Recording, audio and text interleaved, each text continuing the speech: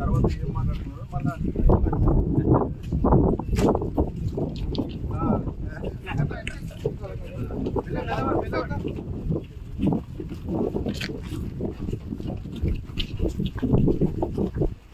ఇక్కడ చెరువు సైడ్ నిలబడి మాట్లాడుతున్నారు. చెరువు సైడ్ మీరు ఇక్కడ వస్తే హైదరాబాద్ చుట్టూ ఉన్నటువంటి నలాలు కానీ చెరువులు కానీ గుంటలు కానీ మొత్తం దాన్ని వెకేట్ చేయాల్సిందే. చేస్తే కాలుష్యం నుంచి బయటపడడానికి అవకాశం ఉంటుంది, వాటర్ లెవెల్ పెరుగుతుంది, తర్వాత ఆక్సిజన్ వచ్చే అవకాశం ఉంటుంది. రెండవది ఏంటంటే కొన్ని ఇండ్లు పడగొట్టడానికి చేస్తున్నారు. ఇక్కడ మాకు ఒక అభ్యంతరం ఉంది. కొంతమంది ఈ నోటరీ సంతకం పెట్టి నోటరీ ద్వారా 4 సెంట్లు 5 సెంట్లు అమ్మేశారు. కొన్ని వాళ్ళు ఏం చేశారు, ఇల్లు కట్టుకున్నారు. ఇల్లు కట్టుకుంటే ఇప్పుడు ఆ నోటరీ వాడాడు పోయాడు, ఆ భూమి గవర్నమెంట్ది, ఎవరు కట్టుకున్నారు, ఇప్పుడు పోయి దాన్ని కొట్టేయడానికి ప్రయత్నిస్తున్నారు. అట్లా కొట్టేది కూడా మేము చెప్పేది ఏంటంటే అట్లా ఆక్యుపై చేసిన వాళ్ళకంటే ఆక్యుపై చేసిన కాదు, మధ్య తరగతి పేదవాడు కానీ ఇల్లు కట్టుకుంటే వాళ్ళకి ప్రత్యామ్నాయంగా స్థలం చూపించనే కట్టండి, లేదా అది గుంటలు పరమలు కాకపోతే వాళ్ళకి రెగ్యులైజ్ చేసి డబ్బులు వసూలు తీసుకోండి. అంతేగాని కొట్టేస్తే నేషనల్ వేస్టేజ్ అవుతుంది. అందుకే అట్లాంటి మధ్యతరగతి పేదవాళ్ళకి సంబంధించి అన్యాయం జరగకుండా ప్రత్యామ్నాయం వేయండి, లేదా వాళ్ళకి రెగ్యులైజ్ చేసి వాళ్ళకి 50% 60% డబ్బులు ఎక్స్ట్రా తగ్గేసి కట్టుకోండి. అటువంటి 2 రకాలు చూడాలి. ఖాళీ చేయించడం ఖాయం, దానికి కమ్యూనిస్ట్ పార్టీ సపోర్ట్ చేస్తుంది. అదే సందర్భంలో పేదవాళ్ళు మధ్యతరగతి వాళ్ళ ఇంటి కట్టుకుంటే వాళ్ళు ఎక్కడ మోసపోయారు, ఎవడో బెనామీ అమ్మాడు వాడిని పట్టుకోండి, ఎవరైతే బెనామీ అమ్మారో వాడిని పట్టుకోండి, ఎవరైతే రిజిస్టర్ చేశారో వాళ్ళని పట్టుకోండి, ఎవరు పర్మిషన్ ఇచ్చారో వాళ్ళని పట్టుకోండి, దీనికి ఎవరు పర్మిషన్ ఇస్తుంటే వాళ్ళ ఆఫీసులో పట్టుకోండి, వాళ్ళ సొత్తులు ఏలవేయండి. అందువల్ల అధికారులు వదిలిపెట్టి, అవినీతి పనులు వదిలిపెట్టి, దొంగ పట్టాలు సూసైడ్ అభివృద్ధి వదిలిపెట్టి ఎంజాయ్ చేస్తున్న అమ్మాయికి దొరికి వాళ్ళకైతే వాళ్ళు ఇబ్బంది పెట్టుకుంటుంది. కోరుతున్నాం, ఇది కొనసాగించమని కోరుతున్నాం. ఈ కొనసాగడం మన వెనక వస్తే మంచిది కాదు. పొలి మీద సవాలు చేస్తున్నారు, మధ్య దిగితే మాత్రం మింగేస్తుంది, దిక్కుని పోతే అడవికి తీసుకెళ్తాం, అడవికి తీసుకెళ్తాం, అది మనుషులకు తీసుకెళ్తాం, జనాలకు తీసుకెళ్తారు. రేవంత్ రెడ్డి జనంలోకి పోతాడు, మధ్య దిగితే పుల్లు ఉంటాయి. ఆయన అదే కొనసాగిస్తే జనంలోకి వెళ్తాడు, జనం మిమ్మల్ని కాపాడు. కమ్యూనిస్ట్ పార్టీ మీరు సపోర్ట్ చేస్తుంది. ఇలాంటి దుశ్చర్యలు పాల్పడిన వాళ్ళకంటే తగిన గుణపాఠం అని చెప్పేసి నేను ఎవరు ఖాళీ చేస్తున్నారు. పొమ్మని చెప్పండి, మళ్ళీ తిరిగి పొమ్మని చెప్పండి, మొత్తం దొరుకుతాయి. ఇంకా మళ్ళీ రాజు పొమ్మని చెప్పండి, ఇంకా వాళ్ళు దొరుకుతాయి. అట్లయితే హ్యాండ్ ఓవర్ చేసుకోండి. ఇంకా ఫామ్ హౌస్ ఉన్నాయి, ఫామ్ హౌస్లు కేటీఆర్ ఏమో ఉంటే మీరు కొట్టేసుకోండి అంటున్నారు. చల్ల పల్లరాజేశ్వర రెడ్డి రాజేశ్వర ఆయన కొట్టేసుకోండి అంటున్నారు. ఈయన సత్యహరిచంద్ర అది అక్కడ నాగార్జున కూడా నేనే కొట్టేస్తాను అంటున్నారు.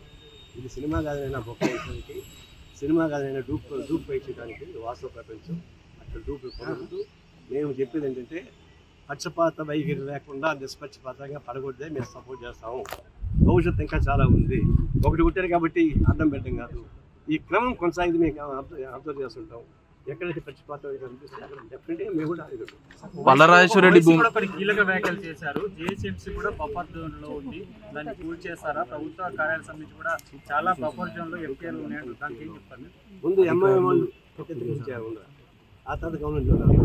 ఎందుకంటే ఇది గవర్నమెంట్ సర్వీస్ సంస్థ, మీదంటే ప్రైవేట్ జోపీ సంస్థ. ఈ టౌన్లో ఎంఐఎం ఎక్కువ భూములు ఆక్రమిస్తారు, వాళ్ళే బోన్స్ ఇల్లీగల్. ముందు వాళ్ళని ఖాళీ చేయించమని చెప్పండి, ఇప్పుడు గవర్నమెంట్ ఎక్కడ ఉంటే ఆలోచిస్తారు. కూడా చెరువులు గుంటలు ప్రభుత్వ భూములు పెద్ద పెద్ద వాళ్ళే కబ్జాలు చేసుకొని అనుభవిస్తున్నారు. మేము గత 10-15 ఏళ్ళగా అన్ని ప్రాంతాలకు పోయి చూస్తున్నాం.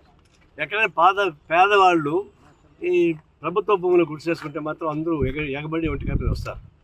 కానీ ఈ గుంటపురం భూములు, చెరువు, ట్యాంకు ఇవంతా ఉండే వాళ్ళు బిల్డింగ్లు కట్టుకున్నారు. కొన్ని చోట్ల ఇంజనీరింగ్ కాలేజీ కట్టుకున్నారు, కొన్ని చోట్ల ఫంక్షన్ హాల్స్ కట్టుకున్నారు.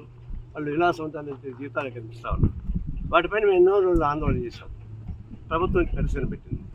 ఇప్పుడు ఎందుకైనా మంచిది, రేవంత్ రెడ్డి ముఖ్యమంత్రి అయిన తర్వాత ఈ కుంటలు చెరువులు మొత్తం కూడా ఖాళీ చేయడానికి ఒక సంస్థ ఏర్పాటు చేశాడు, హైడ్రా సంస్థ ఏర్పాటు చేశాడు. సక్సెస్ చూద్దామని నేను అనుకున్నాను. కానీ ఎన్ కన్వెన్షన్ అధినేత చాలా శ్రేణి ప్రముఖుడు ఆయన నాగార్జున, ఆయన బిగ్ బాస్కే బాస్, ఆయన దీన్ని ఆక్రమించుకున్నాడు. సరే ఏదో ఒక ఎకరం 2 ఎకరాలు ఆక్రమించి చేసి ఉండొచ్చు. దాన్ని ఉపయోగించుకొని ఈ చెరువుని ఆక్రమించేసారు. అది చూడండి, మామూలుగా ఎఫ్టీఎల్ నుంచి 100 మీటర్స్ తర్వాత బఫర్ జోన్ తర్వాతనే అన్ని కట్టుకునే అవకాశం ఉంటుంది. ఇక్కడ బఫర్ జోన్ కాదు, ఎఫ్టీఎల్ కన్నా ముందే వచ్చేసింది. ఇంత అక్రమంగా చేస్తున్నాడు. రోజుకి దాదాపుగా ఒక 50-60 లక్షల రూపాయలు దీనిలో వస్తున్నాయి, కోట్లు ఉండొచ్చు. టీఆర్ఎస్ గవర్నమెంట్ రాకముందుగా ఈ ఆంధ్ర వాళ్ళని మొత్తం ఆకుపై చేసుకుంటాం, టెన్షన్ రద్దు చేస్తామని చెప్పారు. టీఆర్ఎస్ గవర్నమెంట్కి వచ్చి అక్కడ బొస్స కొట్టింది. రాత్రి ఏమైందో కానీ మొత్తం సైలెంట్ అయిపోయింది. అప్పటి నుంచి హాయిగా నడిపించుకుంటున్నాం. మళ్ళీ రేవంత్ రెడ్డి వచ్చి దీని మీద పనిచేశాడు, కూల్చేశాడు. మనం స్వాగతిస్తున్నాం. ఇది మరి అన్యాయమైనటువంటి దురాకులతో కూడుకున్నటువంటి పబ్లిక్ ప్రాపర్టీ డ్యూటీ చేసినటువంటి సంస్థగా మారింది. దీన్ని కూల్చేయడం మంచిదే. ఆయన పాపులర్ సినిమా యాక్టర్ కావచ్చు. పాపులర్ సినిమా యాక్టర్ ఆయనకు చాలా డబ్బులు ఉన్నాయి, సినిమాలు యాక్ట్ చేసి ఇంకా డబ్బులు ఎక్కువ వస్తాయి. అందులో బిగ్ బాస్ యాక్ట్ చేస్తున్నాడు. బిగ్ బాస్ చాలా డబ్బులు, ఇదంతా ఒక లెక్క కాదు. ఇట్లాంటి 10 పోయినా బిగ్ బాస్ డబ్బులు వచ్చేస్తారు. ఎందుకంటే